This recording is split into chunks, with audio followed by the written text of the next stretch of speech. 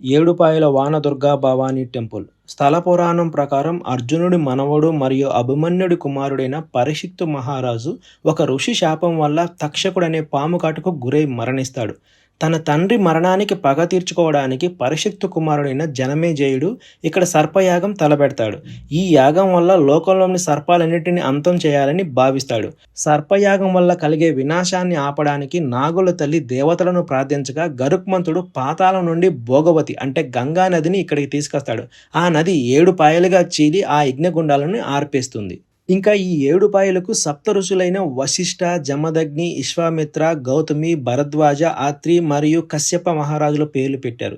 ఈ 7 పాయల ప్రవాహాలను కలిసే చోటు అమ్మవారు కొలువై ఉండడం వల్ల దీనిని 7 పాయల క్షేత్రం అంటారు. ప్రతి ఏటా మహాశివరాత్రి సందర్భంగా ఇక్కడ 3 రోజుల పాటు ఘనంగా జాతర జరుగుతుంది.